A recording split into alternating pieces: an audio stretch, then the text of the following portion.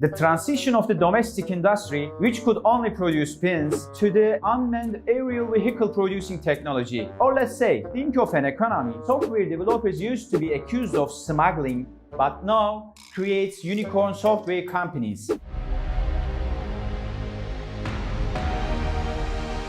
Hi there. In this video, we will compare Turkey's performance on industry and technology before and after 2002. Now, put down all your prejudices and misinformation slowly and discover the truth with me. Some may know, when Netash exported 2 billion worth of software in 1992, it was said there is no truck, there is no bill of loading. How come this export happened? The company were accused of fictitious export. The executives who could not convince the government officials found the solution by saving the software on large film reels. As you know, let alone mobile storage devices, there was not even a compact disc at that time. While the company executives were thinking of a solution, luckily they issued a customs document saying $2,000 per meter or 1,000 meters of software. Then they got away with that. Meter as a measure of a software sounds funny, huh? They exported the software as it were potatoes. There are dozens of similar tragicomic stories in the past of this country. Aircraft factories were shut down, aborted national car manufacture, murdered engineers of tech companies. So, what happened? And the things has started to change after 2002. How come Turkey has become one of the 6 countries capable of producing unmanned aerial vehicle? Or let's ask another way, what has changed in a country where software export is considered as a fictitious export, but now capable of creating unicorns? Let me answer. First of all,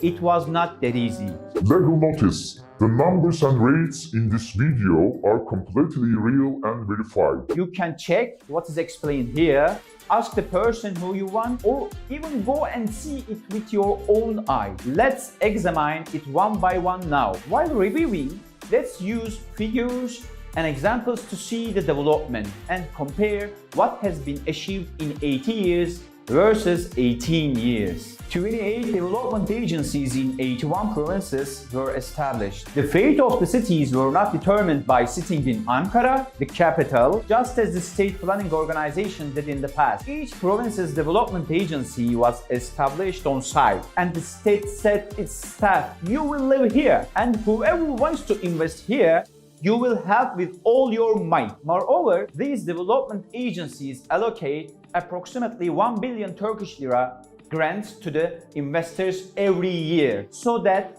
they can increase their capacities, make new investments, produce new products. Until today, nearly 10 billion Turkish lira has been distributed to industry and technology companies. Another move, KOSGEBs, which were idle, have been activated. Do you want to participate in a fair, promote your product, open a shop for your wife, combine the businesses with your neighbor? Do you have a new invention, or will you innovate your product? KOSGEB gives you financial support when you apply for all these through a project. In any scale, big or small, it doesn't matter. In short, KOSGEB distributed approximately 30 billion Turkish lira grants to investors in 80 years. How much grant did KOSGEB distribute until 2002?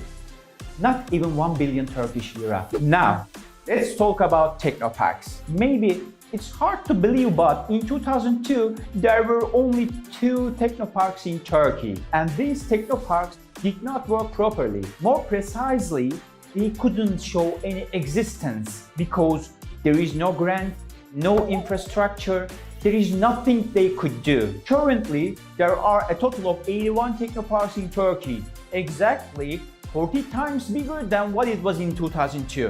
While TÜBİTAK funded approximately 1,100 research and development projects of the private sector until 2002, the institution supported 70.5 thousand projects between 2002 and 2019. Again, while the research and development grants provided by TÜBİTAK to the private sector was only 750 million Turkish lira until 2002, it was 12 billion Turkish lira between 2002 and 2019. Ladies and gentlemen, Can you calculate the difference? 16 times bigger than what it was in 2002. I don't know if you ever heard of it, but let me tell you about Eximbank. This bank was founded in 1987 by the former President Turgut Özal. This is not like the banks you know. This bank is not the bank where you deposit money and pay bills or make money transfers. It is much more similar to British Business Bank. The bank was established to support exporters. Anyway, this bank works very well between 1987 to 1993. When Turgut Özal passed away, the bank had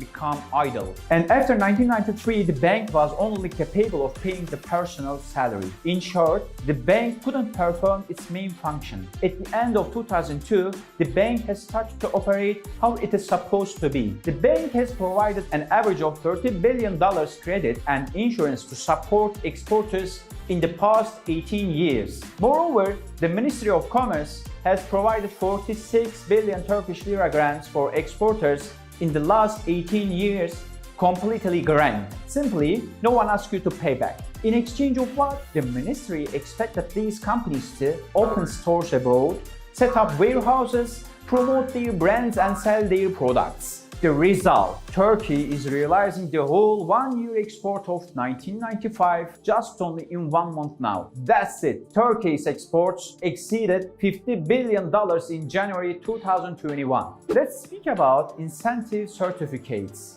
What does it mean, investment incentive certificate? The state says you invest, establish a factory, create employment opportunities, make production. In exchange, I collect exceptional amount of taxes from you. Do not pay premiums for so many years.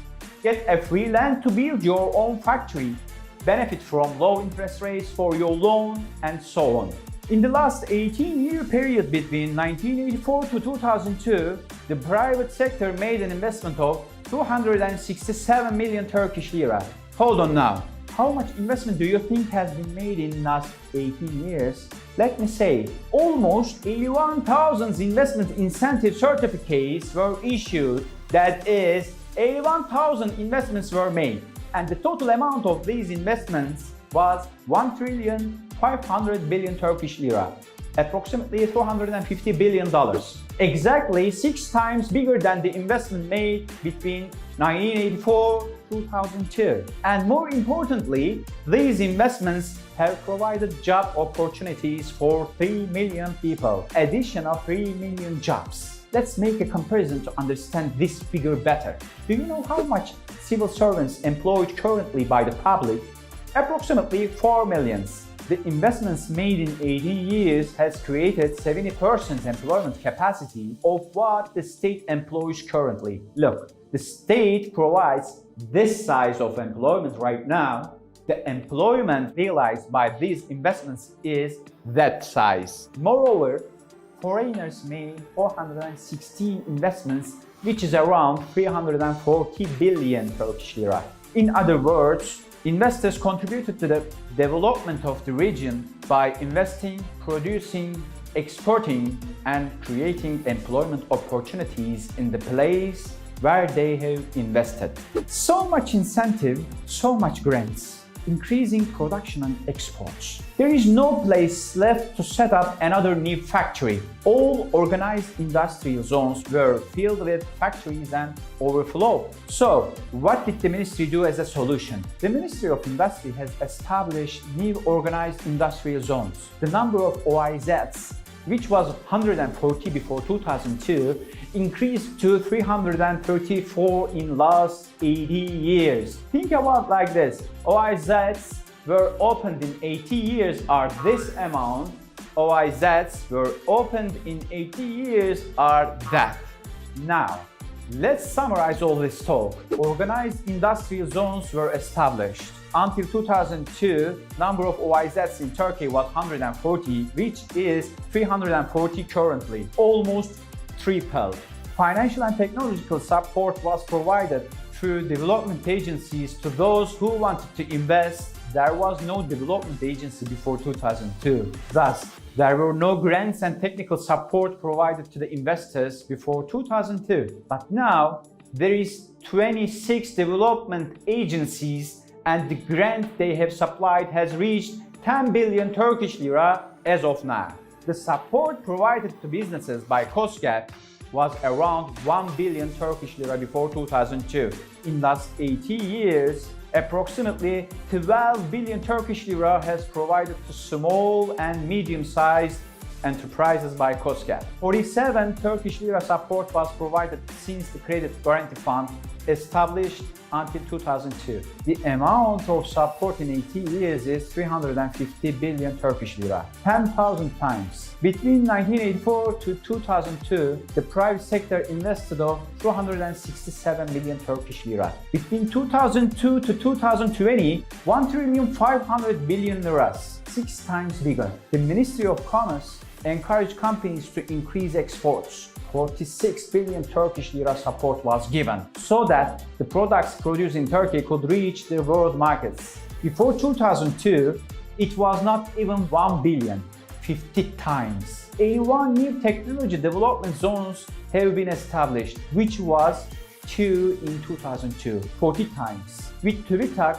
the companies were supported to produce technology. 70,500 projects were funded, which was 1,100 projects, 60 times. And these technology companies were funded only 750 million Turkish lira until 2002. The amount of support provided in 80 years is 12 billion Turkish liras, 16 times. So whatever has been done in the past 18 years for improving investment infrastructure is 60 times, 40 times, 50 times bigger than the developments achieved during 80 years. It is much more clear right now in the transition of the domestic industry, which could only produce pins, to the unmanned aerial vehicle producing technology. How Turkey transformed from a country that considers software exports as a fictitious export to a country creates billion scale of software companies. This is literally called